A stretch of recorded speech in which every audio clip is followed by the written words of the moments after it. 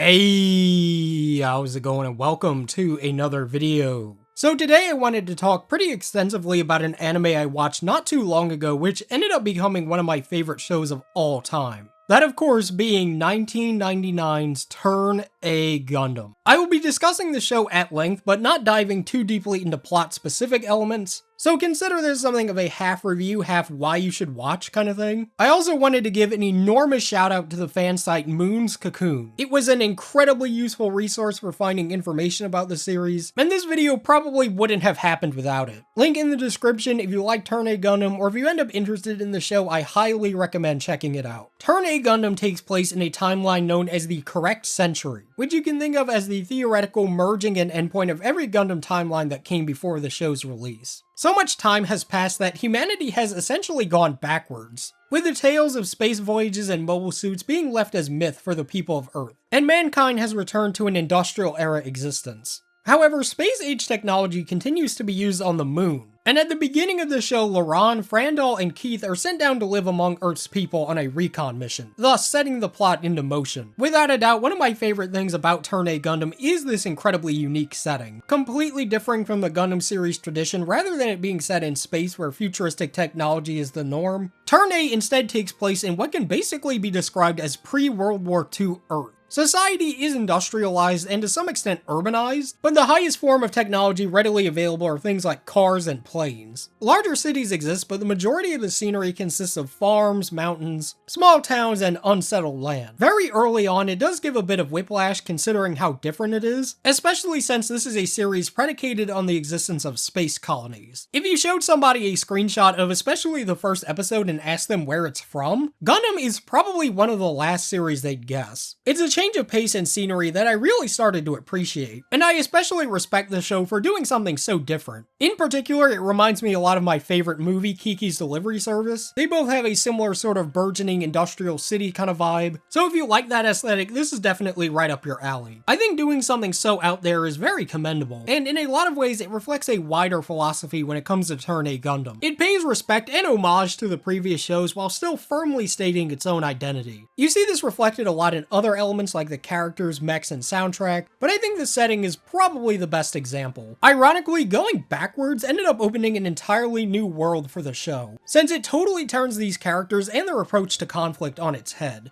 These are people who know nothing about space exploration or anything more advanced than a plane, so when shit hits the fan and the moonrace invasion begins, it's like we go through the learning process with them. For the characters of Turn A, this isn't just another conflict in outer space. It's much more akin to a War of the Worlds type scenario where the planet is being invaded by a far superior force, and as such really harkens back to early sci-fi stories. Hell, in a lot of ways, the show almost feels like an adaptation of a story from the early 1900s. This also gives the politics of the story a totally different feeling, since even though both sides of the conflict are human, they're literally worlds apart and the technological difference is vast. Despite this scientific gap, the show provides a very realistic look at war and diplomacy, with tense negotiations and minor skirmishes being prevalent, as neither side is equipped for an all-out war, and infighting and dissent exists among both factions. The Earth's militia is technologically outmatched, but they have the advantage in numbers since they're fighting off an invading force on home turf, and the Moonrace's unfamiliarity with the planet causes a lot of issues for them. Despite the many thousands of years that have passed, language and culture from bygone history still live on in their own way. For example, the continent the show takes place on is America,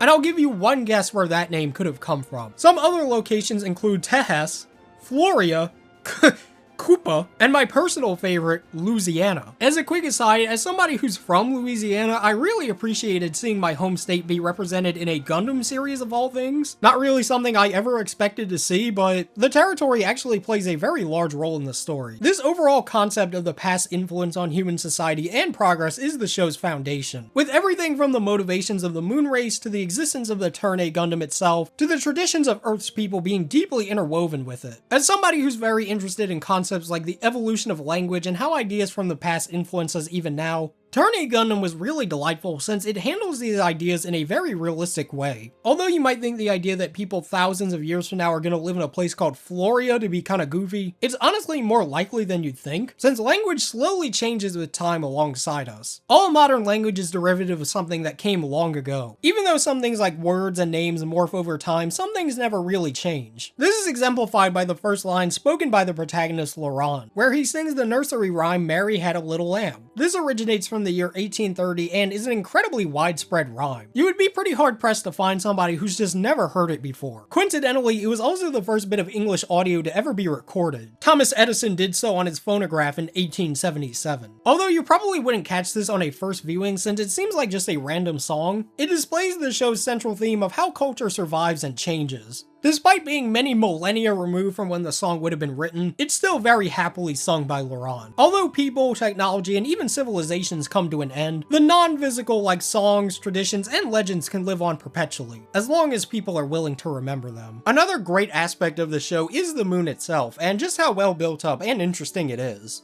It's impossible to overstate the significance of the moon for human culture. It's a celestial entity that's been viewed by every nation and types of people since the beginning of humanity. Its existence is one of the few truly unifying things we have across all of time, and as such it spawned endless legends and myths. For example, the superstition about full moons causing people to act violently, its association with fertility in women, or the classic werewolf, men who transform into beasts on the night of a full moon. There's also the innumerable gods associated with it like Japan's Tsukuyomi, Egypt's Khonsu, and Rome's Diana, who may or may not have influenced the name of a certain moon queen in the show. And even in more modern times, the moon's influence on culture remains. For example, A Trip to the Moon from 1902 is widely considered the first sci-fi film, and it's a fixture in media ranging from anime to games to movies and beyond. Despite the fact that we landed on the moon more than half a century ago, the moon still manages to captivate us. It just seems to be one of those things that appears in fiction over and over and over again, as if there's something about the human experience that just drives us to think about it. Similar to the real world, the moon in Turn A Gundam has an incredible allure, and despite Laurent and many other characters being from the moon, we don't actually see what's going on there until pretty late into the series. For the majority of it, we're left to wonder and speculate based on statements from moon race characters. For example, we know they're far more technologically advanced, have a monarch and Queen Diana, and seek to return to the Earth. But beyond that, the moon is largely left a mystery. I also really enjoy the depiction of the moon race's culture since it's just foreign enough to be interesting but not totally outlandish. The characters dress in clothes that are bizarre by our standards, Diana's dress is a prime example, and they wear uniforms that have a much more space-age feel compared to the 19th and 20th century military outfits of Earth. Their thoughts on and experiences with the planet are also endearing. For example, there's the scene where Harry first lands and is pleased to find that the Earth's rain is warm. Or in episode 17 where a group of moon race guys legit believe a thunderstorm is a secret militia weapon, and they end up having a complete freak out over it. The moon race's impact on the people of Earth is also worth mentioning. For example, the character Will Game is the descendant of a moon race man also named Will Game, who happened to be in love with a certain Queen Diana. The story regarding Diana's relationship with a man who's long gone is very touching, and the two Will Games end up having an important impact on the story. The characters Cancer and Muron are these two weirdo hippie trippy people who likewise have moon race ancestors, and they treat the moon as if it's some sort of ancestral holy land. It's always fun seeing them hoot and holler about the moon despite being generations removed from people who actually live there, and it further shows the effect that history can have on people who never even experienced it themselves. It makes the journey to the moon very tantalizing. It's a slow burn, but it makes the payoff incredibly worth it. The main character is my man Laurent Sehak, and while Camille from Zeta is still my favorite protagonist overall, I'd say Laurent is a very solid second place. Laurent, like the show itself, is very unique compared to other protagonists from the series. Just physically speaking, he stands out with his dark skin and more feminine appearance. No other Gundam protagonists have this skin color, and beyond just Gundam, it's kind of a rarity for anime in general. He also looks much more girly than his contemporaries, and this aspect of his appearance actually plays a crucial role in the plot. You get to see him dress up all pretty every now and again, which is very nice. Personality-wise, he's also much more low-key compared to some other main characters. Laurent is soft-spoken, polite, loyal to his queen and others who treat him well. He's kind, quick-thinking, and has a deep love for Earth and its people, and he opposes conflict whenever he can. Despite his generally relaxed nature, he can get very excited about specific things, and it's always a lot of fun to see the guy in a good mood. Although these aren't traits that are absolutely unique to him, many of the other protagonists have a disdain for war and are very intelligent. Laurent's particular approach feels very appropriate to the setting and conflict. Turn A is a much less extravagant show with a slower pace and characters who feel a lot more subdued and realistic. It would feel out of place to have a character more in line with somebody like Camille, who goes around physically assaulting people, or Domon and his particular brand of crackhead energy. I think he's a perfect fit, and he kind of just feels like a regular person. There's nothing inherently special about him, and the story never really places unnecessary importance on him. Although he is a skilled pilot, he more so stumbled into the role of being the Turn A's operator. And as such, any prestige he gets is earned. He's just as much a part of the world as anybody else, making him the perfect everyman type of protagonist. Laurent is voiced by the very talented Romy Park, who you might know from voicing characters like Edward Elric in Fullmetal Alchemist, Ragyo Kiryuin in Kill la Kill, and Toshiro Hitsugaya in Bleach. Surprisingly, this was actually her first major role. And honestly, what a great role to start with. She does an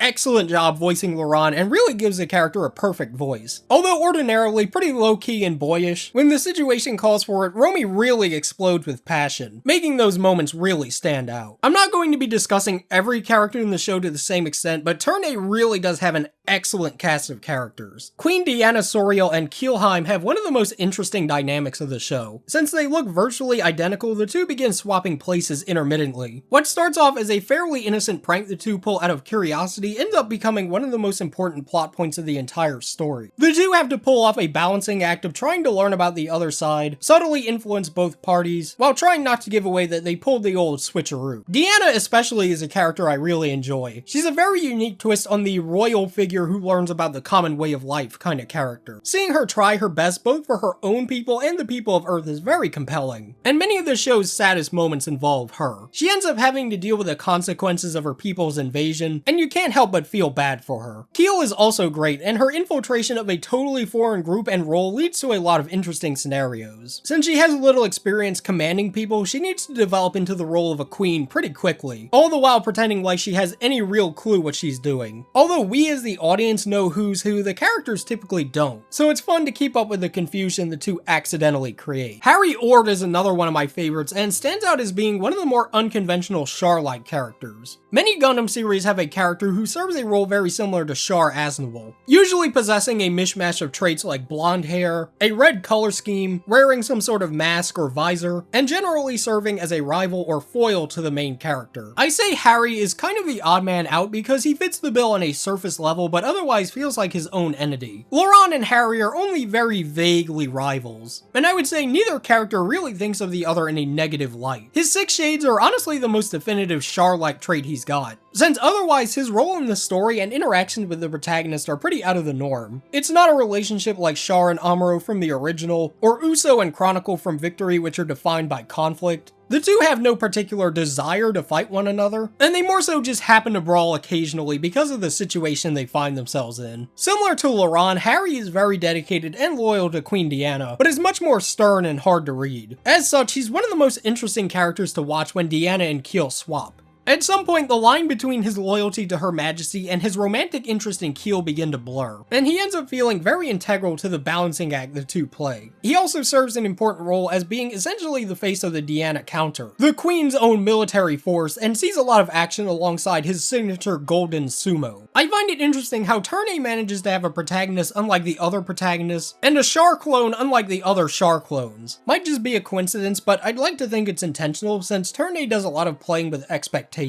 And him being the odd man out of his own character archetype honestly works in his favor. Harry is voiced by Tetsu Inada, and similar to Romy Park, this was actually his first major role. He is awesome as Harry and gives a real standout performance. Cool and collected, but far from robotic. You may recognize him now in various games and anime portraying a lot of big guy characters, such as Endeavor in My Hero Academia, Leo in Guilty Gear, Nappa in Dragon Ball Z, and Gamagori in Kill la Kill. Gwyn Reinford is honestly one of my favorite characters from the show. Despite not being that great of a dude, he really brings something unique to the table. I would argue he's honestly one of the most realistic characters since he's a very accurate portrayal of a politician. While I wouldn't say he's necessarily evil, he is very much somebody caught up in his own ambitions and the advancement of his nation. Many of his relationships are predicated on their benefit to him, which you can most easily see in how he treats Laurent. At the beginning of the series, Reinford mishears his name as Laura, and just continues to call him that for the entire rest of the show. To Reinford, Laurent isn't Laurent, he's Laura, the pilot of the White Doll, and attempts at getting to know more about him as a person are few and far between. It's not really done out of a malicious intent. Reinford gains no pleasure from hurting or abusing others. It's more so that he just doesn't consider other people's feelings. He's somebody who's very caught up in thinking about national security and advancement, but never puts much focus on individuals. As a result, his big picture view of things tends to contrast the more personal approach of characters like Laurent.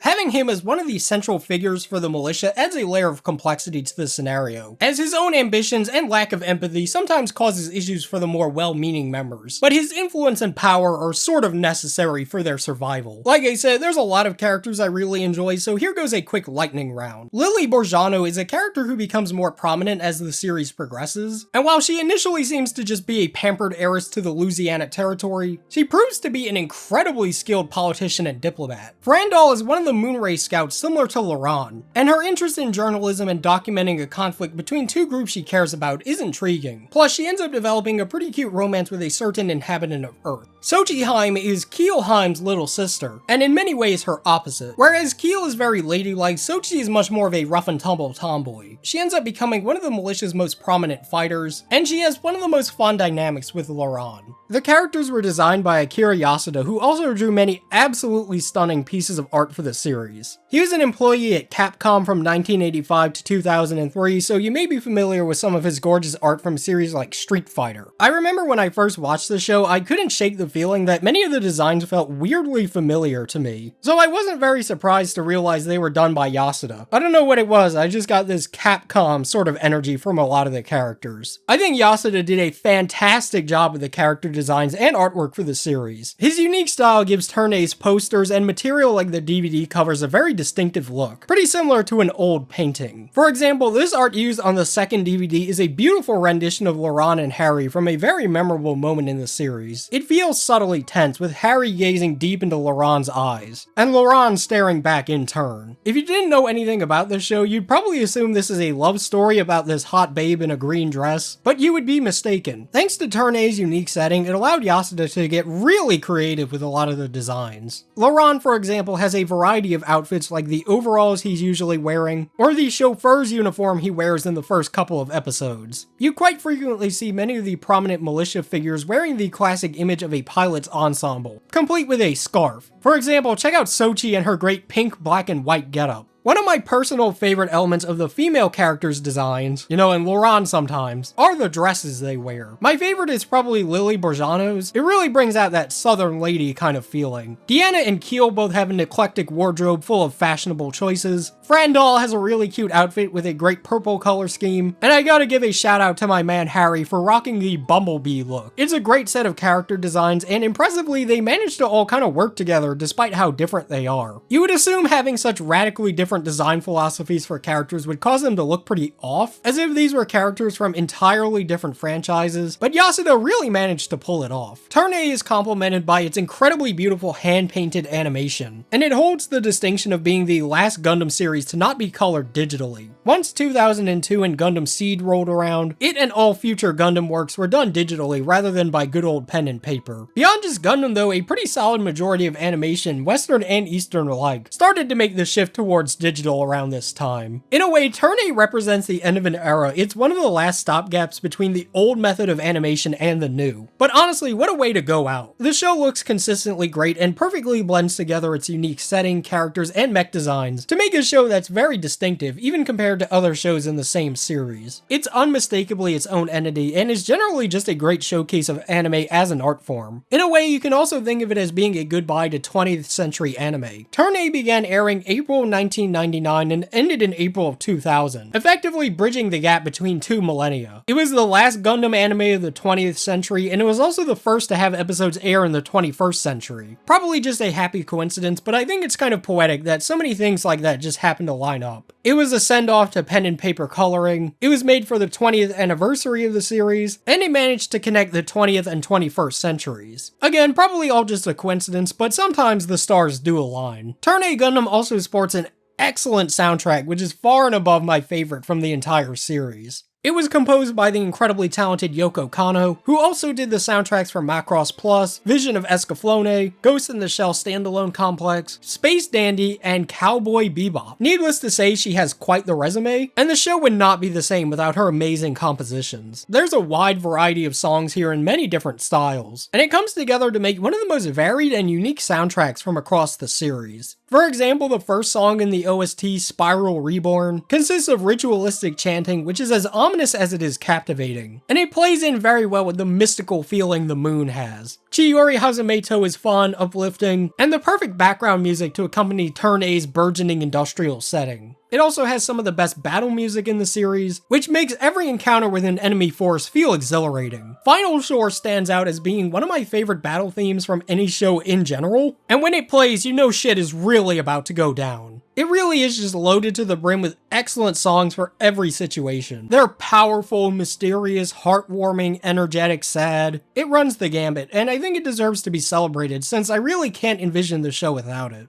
No discussion about Turn A Gundam is complete without mentioning the absolutely wild mech designs of the late Sid Mead, who you might know from his work on Blade Runner, Tron, and Aliens. He's known for his sci-fi concept art and designs that are associated with a style called neo-futurism. Like a lot of art concepts, it's kind of difficult to explain in specific detail what it's all about, but the best way I can describe it is an idealized version of the future. Rather than trying to show future technology in an unpleasant light, Mead's work often showed the beauty in vehicles, machines, and settings that might one day arrive. Mead was a very talented man, and by looking through his art, you can really see two differing design philosophies at work. On one hand, you can see very simple, elegant, smooth designs like the iconic Tron light cycle. These kinds of designs fall much more in line with a typical view of the future, very circular and smooth. However, he also had a propensity for drawing incredibly elaborate angular designs, which still managed to be captivating and just fun to look at. When you look at many of his Turn A Gundam concept sketches, you can really see the man had a genuine love and passion for designing. For example, you can see this sketch of the RX-78-2 he did seemingly just to figure out how the mobile suit functioned. He noted various parts of its body, how certain limbs could or couldn't move, cameras, where it could rotate, and more. You can really see he was interested not just in how the machine looked, but how it would have functioned.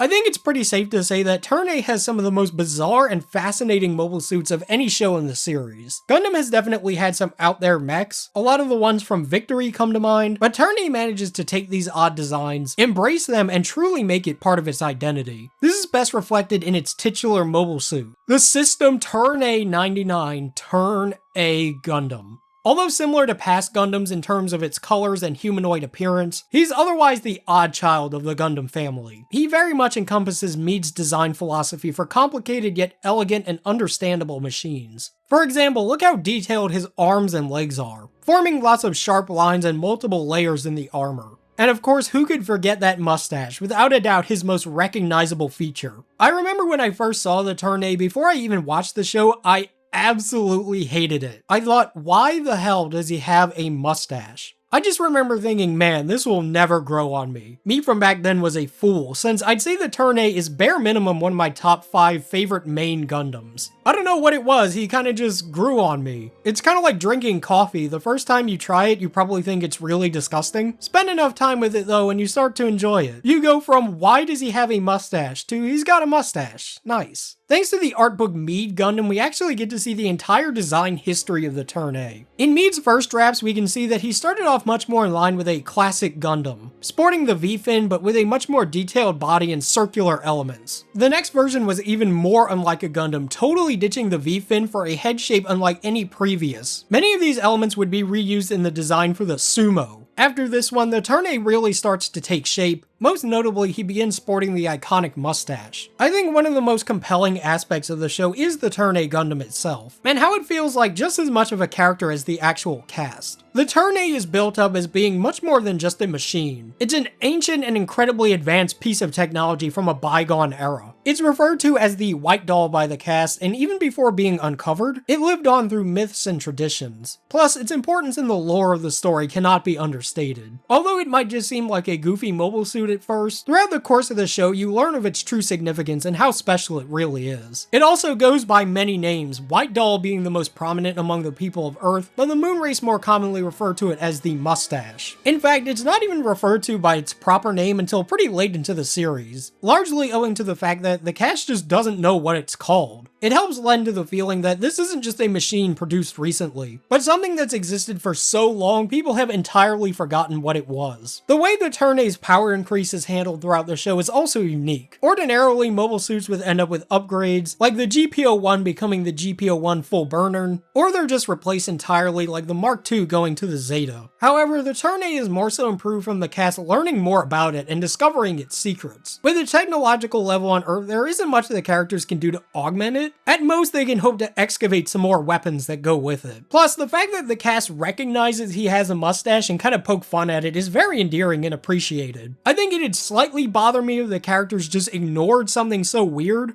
since no matter what technological level they're at, a robot with a mustache is just bizarre. I think I actually started to appreciate the Turn A's design more once the characters themselves started mentioning it, since it sort of felt like the show's own way of illustrating that they were kind of in on how goofy it was. He's definitely not everybody's cup of tea. He is pretty weird, but once you see him, you'll never forget him, so I think that deserves praise in its own right. Some of Mead's other designs for the show include the Wodam, a long leggy boy with a super huge head, whose unorthodox appearance is meant to incite fear. The previously mentioned Sumo is one of the more straightforward designs, but still has a very distinctive silhouette with his rounded out head and intricate armor. But the design that Mead considered his favorite is the Concept X 612 Turn X Gundam, an asymmetrical mobile suit capable of detaching and reattaching its limbs. The Turn X is awesome, absolutely one of my favorite mobile suits from the entire series, and it's no surprise that Mead thought so highly of this design. It's an incredible blend of bizarre yet powerful, and it has an intense screen presence perfect for a final boss. Its ability to separate its body parts in combat is very unique, and it gives the Turn X an identity not really replicated by other mobile suits.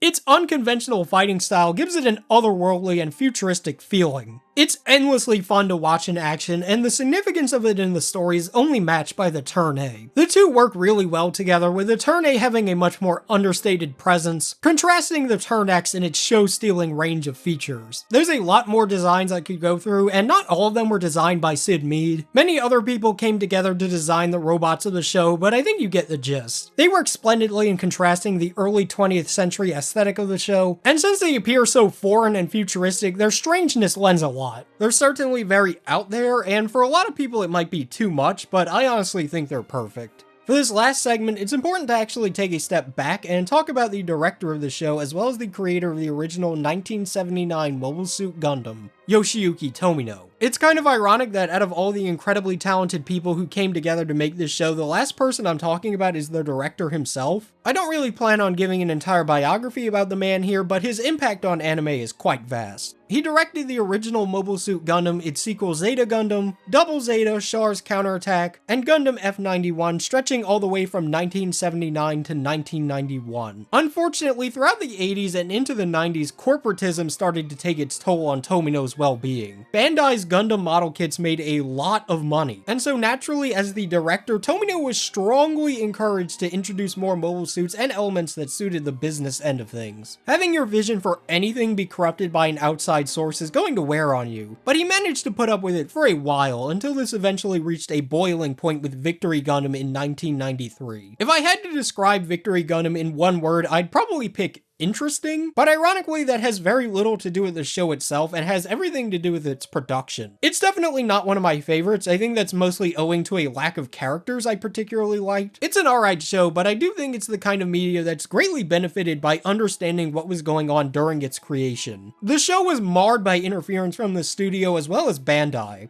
and the literal first episode is a perfect showcase of this. Originally, the titular Victory Gundam wasn't meant to appear until a few episodes into the series, but the higher-ups wanted the Gundam to appear right at the start, because money. In order to appease their demands, episode 4 was swapped with 1, leading to a very confusing viewing experience where characters you're not familiar with are fighting for a reason you don't really understand, in a setting that's not yet been fully explained. But at least the Gundam showed up, and that's what matters. Throughout the show, Tomino often tried to fight back in his own way. For example, executives wanted battleships to make an appearance in the show since they were popular at the time, despite it not really making sense for the story he was trying to tell. As a sort of fuck you, he gave them their battleships, but put wheels on them. He also gave the enemy mobile suits wheels to ride on, in space, and giant fucking motorcycles too. It leads to some of the most hilarious designs in the entire series, and it totally takes away tension from a lot of fights since the machines that are involved are just so distracting. Tomino's mindset was reflected in other aspects beyond just the designs though.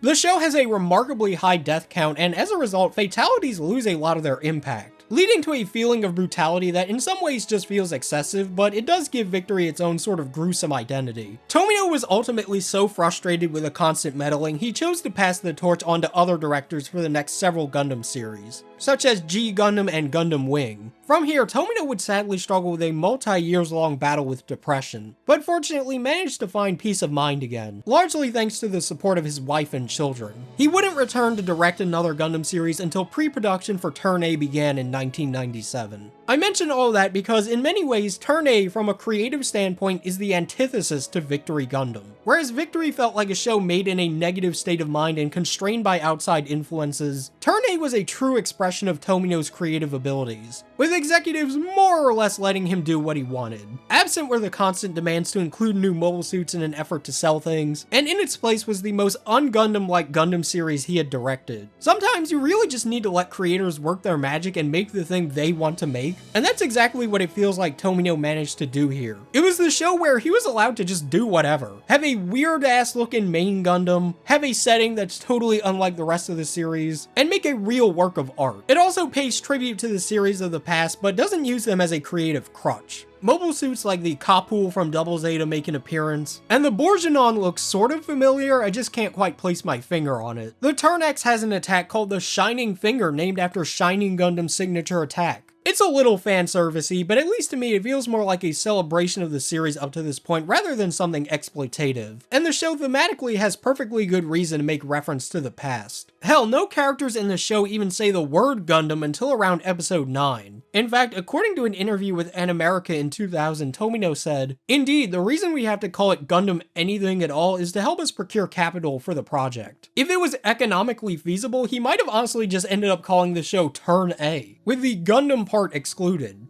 Even though Gundam would continue on as a series, I think this is the definitive end of what you could refer to as classic Gundam. And at least when it was being created, Tomino mentally considered it to be his last. In a 2005 interview, he was asked if he had plans to work on any more Gundam series, and he responded with this quote, "I believe that's a job for the younger generation. We are starting to see a genealogy with Seed and Destiny, so there's no need for me to create one. Before Seed came, I believe there was no need for new Gundam. The main reason was working on Turn A Gundam. I believe Turn A Gundam was the final statement for Gundam. That's why I have no interest in the newer Gundam series. As a series, the market will continue to exist, so I hope Gundam becomes a project for the younger generation. The important thing is how the young creators make the series and what kind of new message they include in it. On top of that, I still feel old people should not be working on it." When I first read this interview while doing research for this video, I couldn't help but feel the impact of one sentence in particular. I believe Turn A Gundam was the final statement for Gundam. Although he would ultimately direct the 2014 series Gundam Reconquista NG, this was a decade and a half removed from Turn A, which really goes to show that he was pretty intent on this being his last hurrah. In fact, we have an anecdote from Gundam Seed's director Mitsuo Fukuda on the topic. When he met up with Tomino to discuss the production of Seed, Tomino was apparently enraged and said, "I made Turn A to unify Gundam," and also told him not to trust Bandai. The most recent example of him discussing this comes from an interview involving Hathaway's Flash, where he said, "I'm working on Reconquista NG now, and I feel that if I go back to Gundam, I'll destroy myself. For me, Gundam is a war story, and for me, this war story ended after Turn A Gundam. Thinking about it that way really puts a lot into perspective. For Tomino, this was a lot more than just the next Gundam show. It was meant to be his personal capstone for the series. This was meant to be the big one last Gundam series where everything just came together the way he wanted. And the story that he wanted to tell was told. By the way, the Turn A in Turn A Gundam does mean something. In mathematics, it's used to denote for all, meaning you can read the title of the show as For All Gundam, making its mission to pay tribute to the rest of the series much more apparent. For all works in the sense that it means all of Gundam, working as the final statement that Tomino personally planned for it to be. You can think of it as the final accumulation of 20 years worth of blood, sweat, and tears that was poured into it from every person who ever worked on Gundam. One last story to tie it all together. From the very opening, you can see this plain as day as clips from previous Gundam shows go flying by, making this really feel like a project 20 years in the making. But you can think of it in a more meta sense like this is dedicated to Gundam itself. It's a love letter to the whole series and its legacy, not afraid to pay homage to the past while still holding true to its unique identity. I think ultimately with this series, Tomino kind of just wanted to show that he was, at least on some level, proud of what he had made over the years, and that Gundam as a series was at least worth remembering. But beyond just remembering Gundam, I think Turn A was more broadly trying to say that a lot is worth remembering. Culture, ideas, language, people, and history are worth remembering. Even when we're all long gone, we'll leave behind our creations and stories. And you never know, in 1,000 years, your own exploits might be a subject of great intrigue. But that's not to say that you should blindly cling to the past either. The future holds infinite possibilities, and there's always something new to be created. Make a piece of art, or a story, or a game, or a movie. And beyond just creating things, live your life to the fullest. Something that you helped to create or something you did might still be thought of even in the distant future. Just like how thousands of years later, people still spread legends about the Turn A Gundam, or how Laurent was still singing Mary Had a Little Lamb. But yeah, that has been the video. Thank you all so much for watching, and especially a big thank you to my channel members. It's been quite a minute since I've really worked towards a big project like this. This is something that I wanted to do since summer of last year. I think I started thinking about it, but only in the past couple weeks did I really start grinding it out, so that's why there hasn't been a lot of videos lately. After this, I should go back to a more normal schedule, but this is just like a big passion project I really wanted to do. But I'm glad I finally decided to just do it, and who knows, maybe I'll do some more of these really long, big sorts of videos. Or maybe not, because this took a lot of energy, but yeah, thank you all so much for watching. See you guys next time.